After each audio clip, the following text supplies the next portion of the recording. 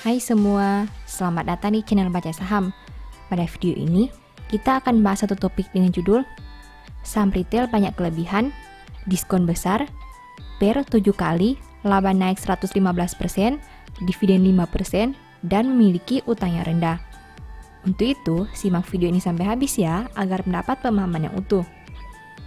Mimin mau membahas satu saham kecil yang bisa dikatakan punya banyak kelebihan. Perusahaan mampu mencetak kenaikan laba hingga 115% hingga Juni 2022. Selain itu, dividennya cukup besar dengan angka 5% dan punya valuasi yang masih menarik dengan PER 7 kali dan PBV 1,1 kali. Perusahaan juga berhasil mencetak rasio keuangan yang baik dengan jumlah utang yang masih rendah. Meski begitu, dari sisi harga saham, dalam 3 tahun terakhir harganya sudah turun 60%. Nah, karena laporan terbarunya sudah terbit, Mimin mau bahas kinerja triwulan 2 2022 saham ini. Tentu saja akan ada kesimpulan di akhir video dari aspek yang dibahas. Untuk itu, nonton sampai selesai ya. Seperti biasa, pembahasan ini bersifat edukasi dan bukan rekomendasi. Kamu bisa saja rugi jika beli saham ini. Untuk itu, selalu berhati-hati sebelum membeli saham. Disclaimer on ya. Pertama, aset. RALS punya aset sejumlah 5,07 triliun di tahun 2022. Sedangkan di tahun 2021 asetnya berjumlah 5,08 triliun. Artinya aset RALS turun 0,20% dalam 1 tahun. Sekarang mari kita bahas lebih detail. Dari total aset 5,07 triliun, perusahaan punya kas dan setara kas 1,69 triliun. Artinya 33,33% aset RALS berada dalam bentuk ini. Jika dibanding tahun sebelumnya, pos ini naik 6,96%. Selain kas dan setara kas, ada juga aset tetap.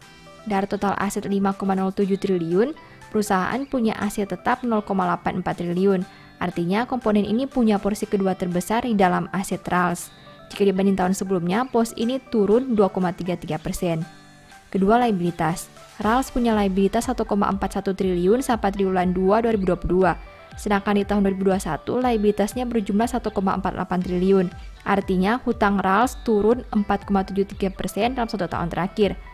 Nah, dari total liabilitas 1,41 triliun, perusahaan punya utang pihak ketiga 0,48 triliun. Artinya 34,04% hutang RALS berada dalam bentuk ini.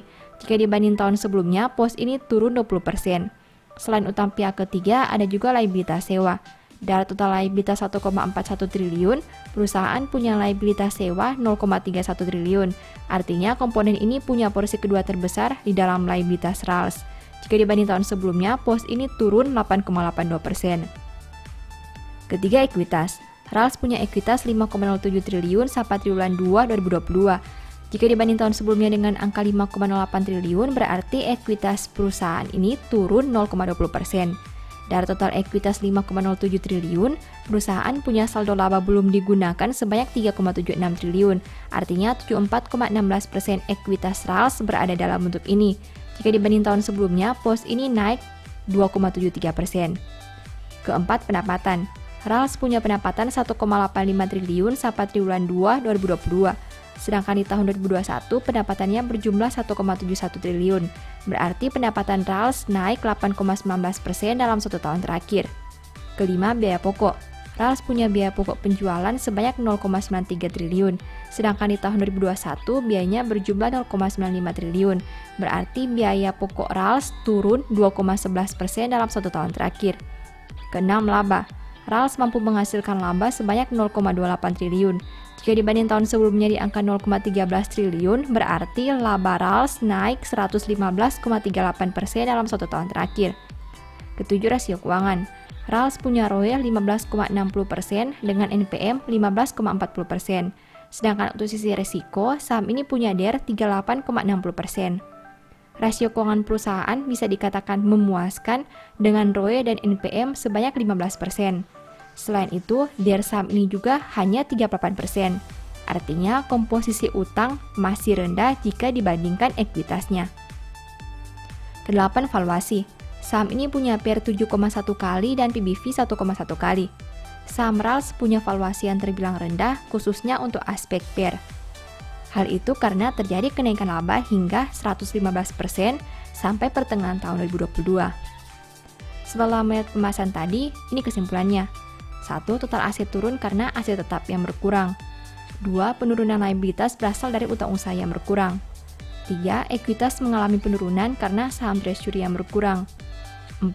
Laba naik karena pendapatan yang bertumbuh dan biaya pokok berkurang. 5. Rasio keuangan sangat baik hingga Juni 2022. 6. Valuasi masih menarik dengan PER 7 kali. Demikian analisis singkat saham RALS berdasarkan laporan keuangan triwulan 2 2022. Selalu ingat bahwa pembahasan ini hanya dari sudut pandang pribadi. Tidak ada jaminan pasti profit dan mungkin saja kamu bisa rugi jika beli saham ini. Sebagai informasi, di tahun 2022, Mimin menulis e-book baru dengan judul Cara Cepat Analisa Laporan Keuangan. E-book ini ditulis karena Mimin lihat banyak pemula yang masih bingung dengan cara menganalisa laporan keuangan. Kalaupun bisa analisa, biasanya menghabiskan banyak waktu karena harus membaca laporan keuangan yang sangat tebal. Dengan terbitnya e-book ini, diharapkan kamu bisa menganalisa laporan keuangan secara mandiri dan tentunya tidak membuang banyak waktu. Banyak tips dan trik yang bisa digunakan sehingga kamu tidak perlu membaca angka satu persatu. Mimin juga memberi bonus file Excel secara gratis yang berguna untuk melakukan screening laporan keuangan otomatis. Kamu hanya perlu mengisi data keuangan dan formula Excel akan menganalisa secara otomatis serta memberi saran apakah laporan keuangan tersebut baik atau kurang baik. Apabila tertarik untuk membeli e-book ini, silakan chat WA ke nomor yang tercantum ya.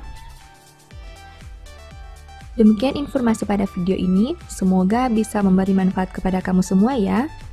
Oh iya, saya mau menyampaikan bahwa sekarang Baca Saham punya 3 e-book tentang saham yang mungkin saja bisa berguna bagi kamu, yaitu Strategi Nabung Saham, Analysis Report, dan The Stock Market.